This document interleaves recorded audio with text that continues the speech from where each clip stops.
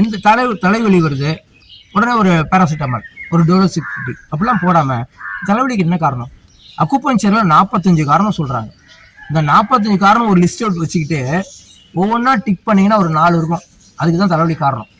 அந்த 4 சரி பண்ணால் என்ன போயிடும்? தலைவலி போயிடும். அப்போ மலச்சிக்கல் இருந்தால் தலைவலி வரும், தூக்கமின்மை தலைவலி வரும், ஜீரண கோளாறு இருந்தால் தலைவலி வரும், மலச்சிக்கல் இருந்தால் தலைவலி வரும், பயம் வந்தால் தலைவலி வரும், பயம். அடுத்தது அதிகமான சாப்பாடு தலைவலி வரும், பசி தலைவலி வரும், தண்ணீர் குடிக்கல தலைவலி வரும், குடல் உபாதைகள் இருந்தால் தலைவலி வரும், அதிகமான சைனஸ் கோல்டு தலைவலி வரும், ஓவர் சைன் கண்ணுக்கு டிவி பார்க்கறது, முறையற்ற சூரிய வெளிச்சத்திலேயே இருக்கிறது, இதெல்லாம் வந்து தலைவலிக்கு காரணம். இந்த 12லேருந்து 2 மணிக்கு உள்ள ஒரு சூரிய ஒளி வந்து தலைவலியை உருவாக்கும்.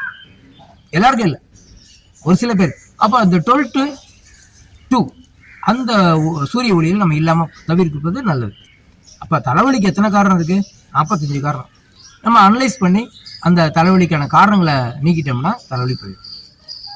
இப்படி ஒவ்வொரு விஷயமும் அதுக்கான காரணம் என்ன, நம்ம என்ன தப்பு பண்ணுறோம், நம்ம என்ன சாப்பிட்ணும், என்ன சாப்பிடக்கூடாது, இப்படி நம்ம லைஃப் ஸ்டைலை மாற்றி, உணவு முறையை மாற்றி நம்ம கொஞ்சம் சிந்திச்சோம்னா அந்த நோய் நம்மள்கிட்ட போயிடும். நோய் இல்லை, அறிகுறி போயிடும்.